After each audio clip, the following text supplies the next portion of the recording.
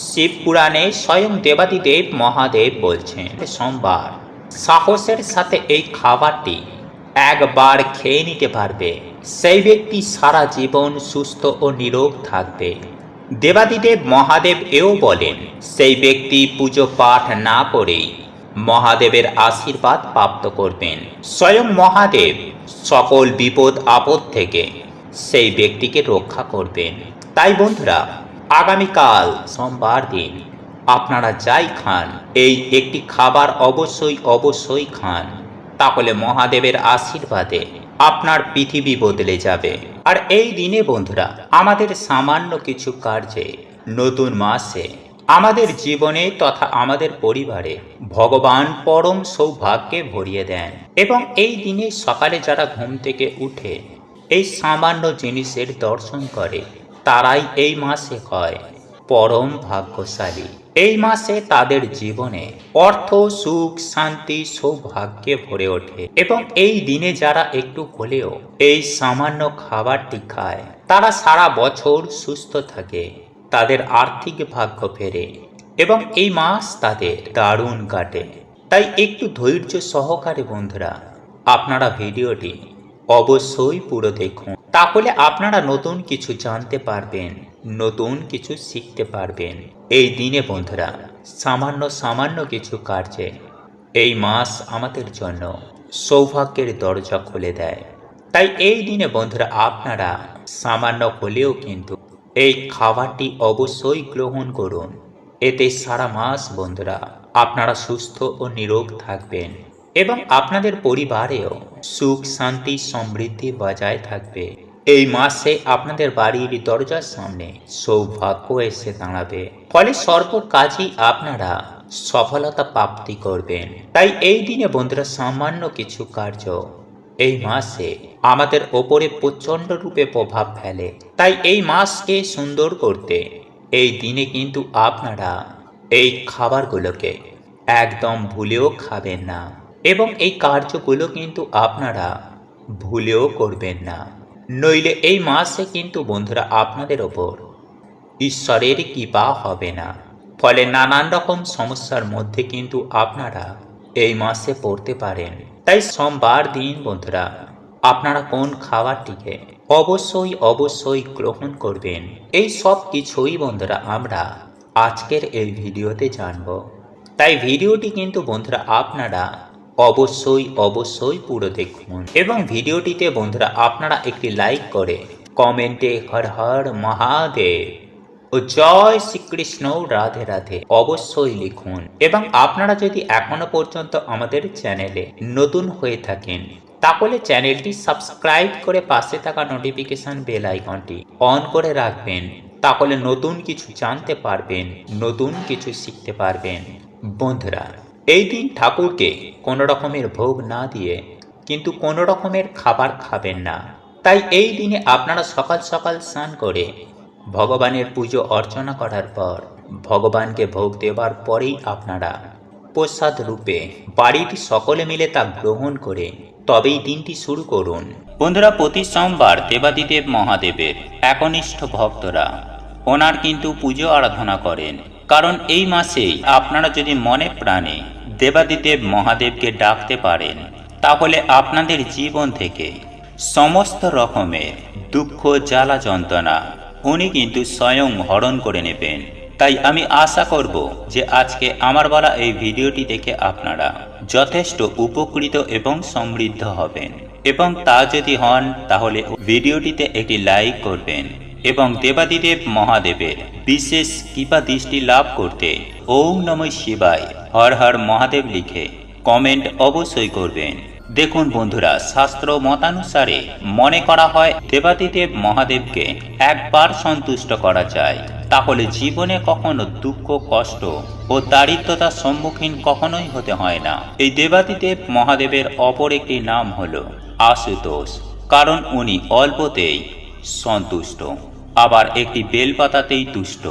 তাই শিব পুরাণে উল্লেখ রয়েছে, স্বয়ং দেবাদিদেব মহাদেব সনত কুমার দেকে জানিয়েছিলেন, শিবের ডান নেত্রকে বলা হয় সূর্য, বাম নেত্রকে বলা হয় চন্দ্র, এবং তৃতীয় যে নেত্রটি রয়েছে সেটিকে বলা হয় অগ্নি। বন্ধুরা, জ্যোতিষশাস্ত্র অনুযায়ী চন্দ্রের রাশি হলো কর্কট এবং সূর্যের রাশি হলো সিংহ। যখন সূর্য কর্কট থেকে সিংহ রাশির দিকে যাত্রা করে তখন দ্রুতি সংক্রান্তির সময়কাল অত্যন্ত পূর্ণ ফলদায়ী। প্রতিটি সোমবার এজন্যই গুরুত্বপূর্ণ, কারণ সোমবারটিকে বলা হয় চন্দ্রের দিন। চন্দ্রমা অর্থাৎ যার অপর নাম সোম, এবং এই চন্দ্রের প্রভাবে আমাদের মন ও মস্তিষ্ক এবং শরীর অত্যন্ত প্রভাবিত হয়, নিয়ন্ত্রণে থাকে। এবং কোনো ব্যক্তি যদি নিজের মনকে ও শরীরকে নিজের নিয়ন্ত্রণে রাখতে পারেন বা রাখতে সক্ষম হন, তাহলে সেই রকম ব্যক্তিরা কিন্তু জীবনে সব কিছু অর্জন করতে পারে।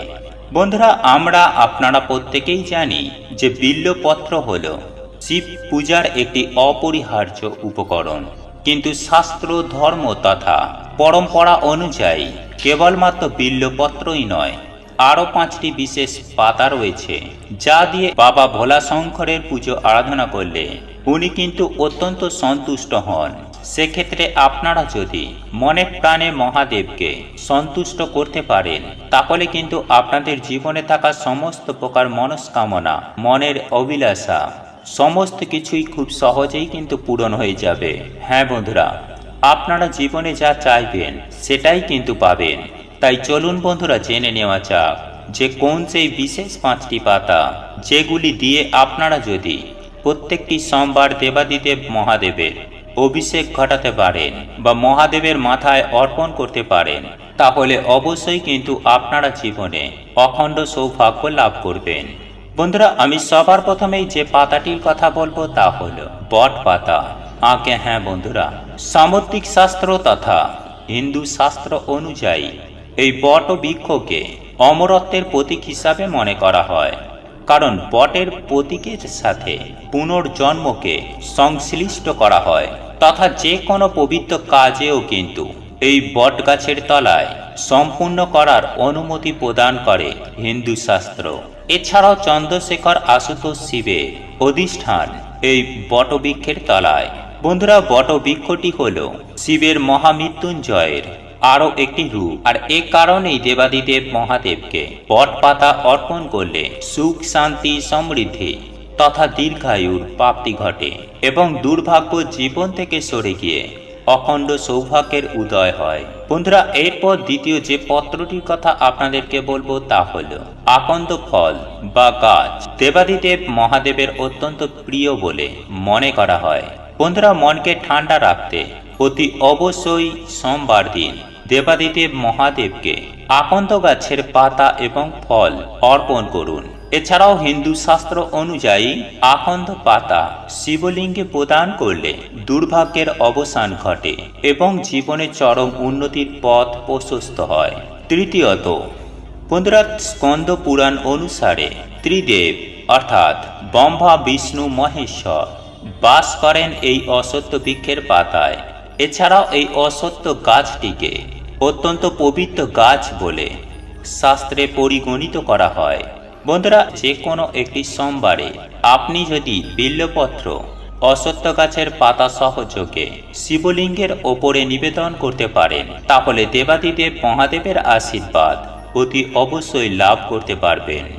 এছাড়াও সোমবারে শিবের মাথায় অশ্বত্থ পাতা নিবেদন করলে শনিদেবের 7.5 দশা থেকেও অনেকাংশেই জাতক জাতিকারা মুক্তি লাভ করে থাকে। বন্ধুরা, এরপর চতুর্থ পাতাটি হলো অশোক গাছের পাতা। বন্ধুরা, হিন্দু সনাতন ধর্মের লোকেরা এই অশোক গাছকে অতি পবিত্র একটি গাছ বলে মনে করেন। বিভিন্ন রকম কর্মশক্তিকে বশীভূত করার হেতু এই অশোক গাছের পাতা ব্যবহৃত করা হয়। বন্ধুরা, স্কন্দ পুরাণ অনুযায়ী যদি শিবলিঙ্গের ওপর যদি অশোক গাছের পাতা নিবেদন করা হয়, তাহলে অতুল ঐশ্বর্য ও অখণ্ড সৌভাগ্যের প্রাপ্তি ঘটে। বন্ধুরা, সর্বশেষ বা পঞ্চম যে বিশেষ পাতাটির কথা বলবো তা হলো আম্লপত্র।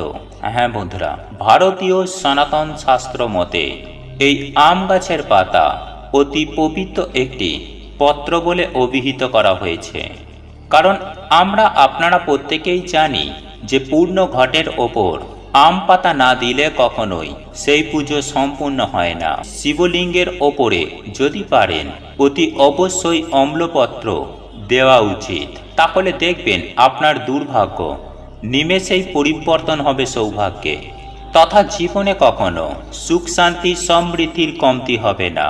যাই হোক বন্ধুরা, এরপর আমরা জেনে নেব যে আপনারা কিভাবে শিবলিঙ্গের ওপর এই পাতাগুলিকে অর্পণ করবেন, কোন কোন নিয়মে সেই সম্পর্কে।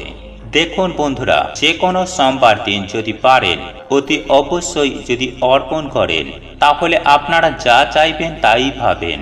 হ্যাঁ বন্ধুরা, তাই আপনারা এই যে কোনো সোমবার সকাল সকাল ঘুম থেকে উঠবেন, স্নান করে শুদ্ধ বস্ত্র পরিধান করবেন, তবে চেষ্টা করবেন সাদা বস্ত্র পরিধান করার, এবং নিজের মনে যেন কোনরূপ কুবিচার বা খারাপ চিন্তা ভাবনা আনবেন না এই দিন।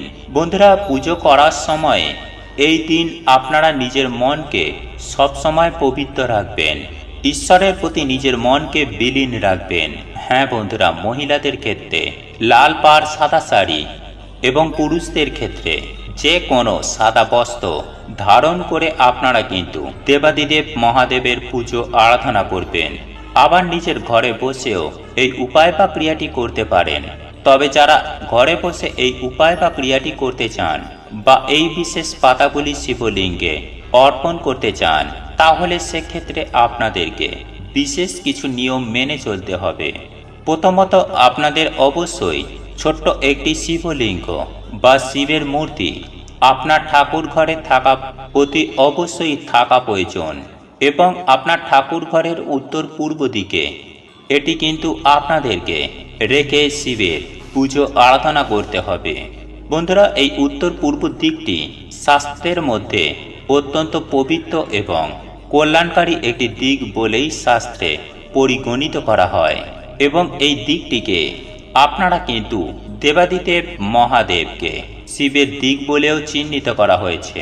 যাই হোক বন্ধুরা, এরপর আমি আপনাদেরকে এটাও জানিয়ে দেব যে আপনারা কিন্তু সোমবার দিন কিন্তু কোনরূপ আমিষ আহার গ্রহণ করবেন না, এমনকি আমিষ খাবার আপনার বাড়ির মধ্যে রান্না পর্যন্ত করবেন না।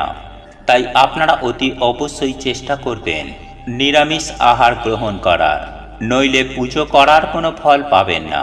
দেখুন বন্ধুরা, নিজের গৃহে বসেই শিব পুজো আরাধনা করার জন্য বিশেষ কিছু সামগ্রিকের প্রয়োজন পড়বে, এবং সেই উপকরণগুলি আপনারা একটি তামা বা পেতলের পাত্রতে সংগ্রহ করে নেবেন, এবং উপাদানগুলি হল চন্দন, ফুল, বেলপাতা, ধূপ, প্রদীপ এবং নৈবেদ্য। এই পঞ্চপ্রচার পূজার ক্ষেত্রে এই উপাদানগুলি কিন্তু অবশ্যই প্রয়োজন। বন্ধুরা, এই শিব পূজার নৈবেদ্য করার জন্য সব থেকে গুরুত্বপূর্ণ যে জিনিসটি হলো তা হলো দুধ এবং পঞ্চশস্য। অল্প করে হলেও শিবের মাথায় কাঁচা দুধ অর্পণ করুন, এবং পঞ্চশস্যের মধ্যে চাল, যব, গম, তিল এবং মুগ ডাল অর্পণ করুন। এইভাবে ধূপ ও প্রদীপ দেখিয়ে আপনারা দেবাদিদেব মহাদেবের পুজো আরাধনা করবেন, এবং সেই সঙ্গে বিল্বপত্র তো আপনাদের অবশ্যই দিতে হবে। এর সাথে সাথে আমি যে প্রথমে 5টি পাতার কথা বললাম, সেই পাতাগুলো কিন্তু আপনারা দেবাদিদেব মহাদেবকে অর্পণ করতে পারেন। এতেও কিন্তু আপনারা অখণ্ড সৌভাগ্যের অধিকারী হবেন। এই দিন বাবার মাথায় জল ঢালা না পর্যন্ত আপনারা কিছু খাবেন না। দ্বিতীয়ত বন্ধুরা, এই দিনে আপনারা সকালে ঘুম থেকে উঠেই স্নান করে আসার পর সূর্য নারায়ণ দেবকে কিন্তু জল অবশ্যই অর্পণ করুন। নাম্বার 3, এই দিনে আপনারা কোনো রকমের বাড়ির মধ্যে আমিষ রান্না করবেন না, এবং এই দিনে আপনারা যদি খাবারে কালো তিল মিশিয়ে খেতে পারেন তাহলে সেটা খুবই ভালো। নাম্বার 4, বন্ধুরা, এই দিনে আপনারা কারোর সাথে কোনো রকমের ঝগড়া ঝামেলা অশান্তি করবেন না, কারণ মনে এই দিনে আপনারা কোনো রকমের দুঃখ দেবেন না। নাম্বার 5, বন্ধুরা, এই দিনে যদি আপনাদের বাড়িতে কোনো গরিব দুঃখী অসহায় কোনো ব্যক্তি আসে বা কোনো ভিখারি আসে, তাহলে ভুলেও বন্ধুরা তাদেরকে কিন্তু বাড়ি থেকে খালি হাতে ফেরাবেন না, কারণ বন্ধুরা মনে করা হয় যে এই দিনে কিছু দান করলে মানুষের বহু গুণ দুর্ভাগ্যের পাপের নাশ হয়ে যায়। তাই অবশ্যই বন্ধুরা আপনারা কিন্তু আপনাদের সাধ্য ও সামর্থ্য অনুযায়ী এই দিন কাউকে দান করুন। নাম্বার 6, বন্ধুরা এই দিনে আপনারা যতটা পারবেন পরিষ্কার পরিচ্ছন্ন থাকার চেষ্টা করুন। নোংরা জামা কাপড় এই দিনে কিন্তু ভুলেও পরবেন না। এই দিনে আপনারা কান্নাকাটি করবেন না, বাড়িতে অযথায় শোক পালন করবেন না। সকলের সাথে এই দিন ভালো ব্যবহার করুন এবং উৎসব রূপে এই দিনকে আপনারা পালন করুন। নাম্বার 7, বন্ধুরা এই দিনে বিশেষ করে মহিলারা আপনারা ভুলেও মাথায় সাবান শ্যাম্পু দেবেন না। গাছ, নখ, চুল, দাড়ি এই দিনে আপনারা কিন্তু বাড়ির মধ্যে কাটবেন না। এই দিনে কোনো রকমের অশ্লীল কাজ আপনারা ভুলেও করবেন না। যতটা পারবেন এই দিনে আপনারা ভগবান শিবের নাম জপ করুন, পুণ্য অর্জনের কাজ করুন। নাম্বার 8, বন্ধুরা এই দিনে আপনারা ধুতরা ফল, আকন্দ ফুল, কলকে ফুল, নীলকণ্ঠ ফুল বা অপরাজিতা ফুল কোথাও দেখতে পান, তাহলে তৎক্ষণাৎ একটি ফুল আপনারা তুলে নিন এবং এই ফুল আপনি আপনার বাড়িতে এনে দেবাদিদেব মহাদেবের চরণে নিবেদন করে আপনারা আপনাদের মনস্কামনা জানান। তাহলে দেখবেন দেবাদিদেব মহাদেবের আশীর্বাদে রাতারাতি আপনাদের মনস্কামনা পূর্ণ হয়ে যাবে। এইবার আমি আপনাদেরকে জানিয়ে দেব যে স্বাস্থ্যের বিধিবিধান অনুসারে যে খাবারগুলি খাওয়া মোটেও উচিত নয়। বন্ধুরা আমি সবার প্রথমেই যে খাবারটির কথা বলবো তা হলো কাঁচা দুধ। হ্যাঁ বন্ধুরা, কাঁচা দুধে অত্যন্ত পরিমাণে ব্যাকটেরিয়া খুব দ্রুততার সঙ্গে বৃদ্ধি পায়। আমাদের হিন্দু শাস্ত্র বলছে প্রচুর পরিমাণে ব্যাকটেরিয়া দুধের মধ্যেই তৈরি হয় বলে সেহেতু দেবাদিদেব মহাদেবের মাথায় এই কাঁচা দুধ নিবেদন করা হয়। বন্ধুরা এই দুধ দেবাদিদেব মহাদেবের অত্যন্ত প্রিয় হলেও মানুষের শরীরের জন্য কাঁচা দুধ সেবন করা একদমই ভালো নয়। বন্ধুরা বহু প্রাচীন কাল থেকেই কাঁচা দুধ কিন্তু দেবাদিদেব মহাদেবের মাথায় নিবেদন করা হয় এবং এই দুধ দিয়ে ওনার অভিষেক করা হয়। সুতরাং আপনারা কোনো পরিস্থিতিতে এই কাঁচা দুধ কিন্তু গ্রহণ করবেন না, এতে ভালো আপনাদেরই হবে। তবে একই সঙ্গে আমি আপনাদেরকে এটাও জানিয়ে রাখি বন্ধুরা, আপনারা সোমবারের ব্রত পালন করুন বা না করুন, অন্ততপক্ষে এই দিন এক কণা হলেও এই খাবারটি গ্রহণ করুন। আর এই খাবারটি আপনাদেরকে তৈরি করতে হবে, আর তা হলো হবিষ্যান্ন। হ্যাঁ বন্ধুরা, এই খাবারটি তৈরি করার জন্য আপনাদেরকে একটি তামা বা পিতলের হাঁড়ি নিতে হবে। আর এই তামা বা পেতলের যদি হাঁড়ি বা কোনো পাত্র আপনাদের না থেকে থাকে তাহলে আপনারা মাটির পাত্রেও বানাতে পারেন, কিন্তু মাটি বা তামা পেতল ছাড়া স্টিল বা অ্যালুমিনিয়ামের কোনো পাত্রে এই খাবারটি রন্ধন করবেন না, নতুবা বাবার আশীর্বাদের জায়গায় অভিশাপ গ্রহণ করবেন। বন্ধুরা এই খাবারটি রন্ধন করার জন্য আপনাদেরকে নিতে হবে আতপ চাল, আলু, কাঁচকলা, মুগ ডাল। হ্যাঁ বন্ধুরা, এই 4টি জিনিস আপনাদেরকে সংগ্রহ করতে হবে। তারপর আপনারা এইগুলিকে রন্ধন করবেন। চালের মধ্যেই আপনারা এই মুগ ডাল, আলু ও কাঁচকলা দিয়ে দেবেন, দিয়ে এগুলিকে রন্ধন করবেন। আলু ও কাঁচকলা সেদ্ধ হয়ে গেলে এগুলিকে আলাদাভাবে মেখেও আপনারা খাদ্য হিসাবে গ্রহণ করতে পারেন। তবে যে বিষয়টি আপনাদেরকে অতি অবশ্যই মাথায় রাখতে হবে তা হলো এই হবিষ্যান্ন তৈরি করার জন্য আপনারা সরষের তেলের ব্যবহার করতে পারবেন না। হ্যাঁ বন্ধুরা, আপনারা কোনো রকমের কোনো তেল ব্যবহার করতে পারবেন না। তেলের পরিবর্তে আপনারা ঘিয়ের ব্যবহার করবেন। সেই সঙ্গে এই খাবার রন্ধন করার জন্য কোনো রকমের সামুদ্রিক লবণ বা বিট লবণ আপনারা ব্যবহার করতে পারবেন না। এই সব লবণের পরিবর্তে আপনাদেরকে সৈন্ধব লবণ ব্যবহার করতে হবে। যাই হোক বন্ধুরা, এইবার আমি আপনাদেরকে জানিয়ে রাখি যে এই খাবারটি আপনারা তখনই খাবেন যখন বাবার মাথায় জল ঢালা হয়ে যাবে এবং এই খাবারটি তৈরি করবেন সন্ধ্যার পরে, অর্থাৎ বাড়িতে সন্ধ্যা আরতি দেওয়ার পর, সন্ধ্যা দেখানোর পর তারপর এই হবিষ্যান্ন তৈরি করবেন এবং এই খাবারটি খাদ্য হিসাবে গ্রহণ করবেন। তাহলে দেখবেন দেবাদিদেব মহাদেবের আশীর্বাদে ও বাবার কৃপায় আপনারা সারা বছর সুস্থ ও নিরোগ থাকবেন। ঠিক তেমনই আপনার জীবনে তথা আপনার সংসারে হু হু করে অর্থ আসবে দেবাদিদেব মহাদেবের আশীর্বাদে। ওম নমঃ শিবায়। হর হর মহাদেব। প্রভু আপনাদের সকলের মঙ্গল করুক। আপনারা সকলে সুস্থ থাকবেন, ভালো থাকবেন। নমস্কার, ধন্যবাদ।